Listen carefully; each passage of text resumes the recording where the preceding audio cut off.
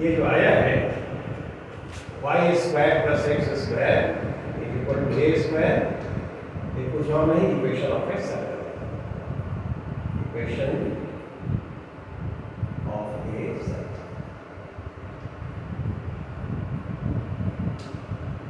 ठीक है ना? और ऐसा सर्कल होगा जिसका सेंटर कहाँ पर होगा, रेडियस क्या है, ठीक, पोजीशन वेक्टर। एक एग्जाम्पल छोटा सा और, ठीक है ना, उसको देखते हैं कैसे हम पोजीशन वेक्टर निकाल सकते हैं और क्या किया।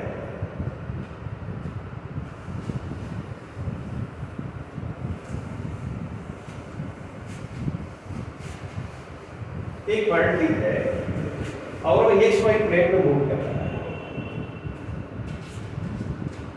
A particle is moving, particle is moving in the xy plane. ऐसा सब है xy plane, right? Yes. A particle is moving in xy plane. Its velocity as a function of time t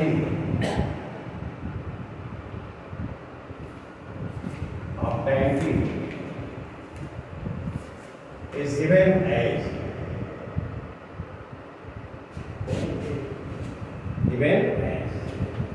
g is equal to ai plus bt। देखा ऐसे velocity vector उसका ऐसे, here a and b are here, a and b are constants,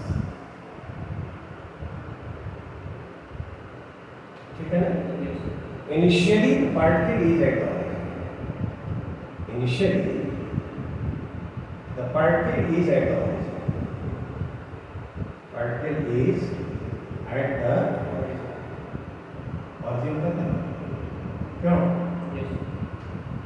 हमसे पूछता है find the position vector for particle, find the position vector of the particle, vector of the particle at time t is equal to 1, right? Yes. This is our problem, very simple. हम लोग सीख चुके हैं। ये बताओ v vector लिखना है तो v x I plus v y j क्या लिखते हैं? Velocity vector Vx is the component of the vector along x-axis and Vy is the component of the vector y-axis. ठीक? x direction में y direction। ये तुम्हारा vector भी दिया हुआ है, ये तुम जानते हो, ऐसे लिख सकते हो। v वेक्टर क्या दिया हुआ है?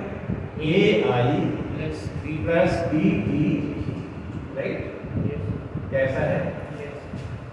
कंपेयर करो तो Vx यानी x कंपोनेंट कितने बराबर है? क्या a है और Vy क्या है? क्या bt है? राइट? नहीं? ये हो गया। तो पोजीशन वेक्टर निकालना चाहते हो तो उसका x कोऑर्डिनेट y कोऑर्डिनेट मालूम होगा, तभी तो r vector is equal x i plus y। तो दिए हुए समय पर जो टाइम दिया हुआ है उस समय उसका पोजीशन कोऑर्डिनेट चाहिए। तो तुम जानते हो ये Vx क्या होता है? क्या dAx by dt? Yes. Definition velocity. Yes. ये बताओ तो dx क्या होगा? dx into dt। dx और क्या? ये Vx दिया हुआ है a dt हुआ। यस। इसको इंटीग्रेट करो तो integration dx is equal to a integration क्या? क्या होना चाहिए?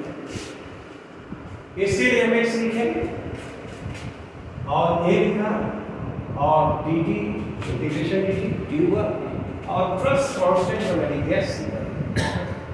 हमने सीखा है ये कांस्टेंट ऑफ इंटीग्रेशन कहता है टाइम t जब 0 है initially the particle is in और the earth it means t 0 पर x 0 at t is equal to 0 x is equal to 0 then c1 is equal to 0। x हमको क्या मिला, क्या यहाँ a दिया गया नहीं, हमने उसका x कोऑर्डिनेट ला दिया as a function of time. ये पहला स्टेप हो गया। अगेन ये काम हम और करें एक बार, ये जो भी y होगा वो क्या होगा, dy by dt होगा। तो dy होना होगा तो सिमिलरली हम ऐसे लिख सकते हैं dy by dt और dy कितना है bt है, हाँ bt है राइट bt। फिर क्या हम इंटीग्रेट करेंगे इसको, इंटीग्रेट करें इसको मिटा दिया जाए,